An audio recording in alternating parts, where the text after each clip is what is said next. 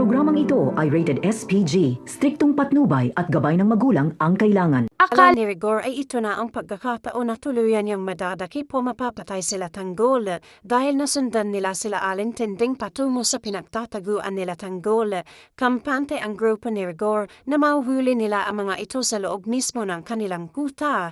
Ngunit hindi nila alam na naging mapagbatsyag sila Tanggol at agad na napansin ang mga kahina-hinalang kilos sa paligid. Bago pa man makalapit ang mga pulis, naramdaman na nila Tanggol na may nagmamanman sa kanila. Kaya naging handa sila sa anumang mangyayari, kahit na nakatawag pa si Rigor ng maraming backup na pulis para masiguradong wala nang kawala ang kanyang mga kaaway, nabigo pa rin siya sa kanyang balak. Mabilis na nakagawa ng paraan sila Tanggol upang makapuslit at makaalis sa lugar bago pa sila tuluyang makorner ng mga otoridad.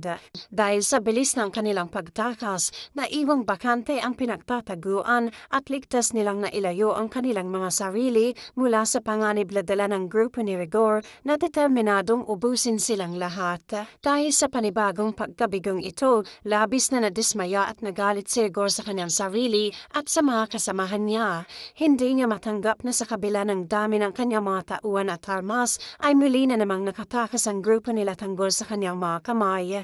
Para kay Rigor, isang malaking kahiyahiya ang nangyaring ito, kaya naman hindi siya mapakali sa sobrang inis na nararamdaman niya matapos ang operasyon. Sa tindi ng galit ni Rigor, humanap siya na mapagbubuntuan ang kanyang sama ng loob at dito niya muling pinag-initan si Mando. Sinisi niya si Mando dahil sa madalas nitong pagkontra sa kanyang mga desisyon, lalo na ang utos ng idamay pati si alintinding sa kanilang paghahanap. Sa tingin ni Rigor, ang pagiging malambot ni Mando sa mga taong wala namang kinalaman sa away nila ni Tanggol ang isa sa mga dahilan kung bakit sila laging nauunahan at nabibigo sa kanilang mga plano. Sa kabilang banda naman, nagkaroon naman ng panibagong kakampi sila Tanggol dahil sa matinding puot na nararamdaman ni Ponggay matapos mamatay ang kanyang tatay na si Mauro. Buo na ang loob ni Ponggay na sumama na sa grupo nila Tanggol upang ipagiganti ang kanyang ama.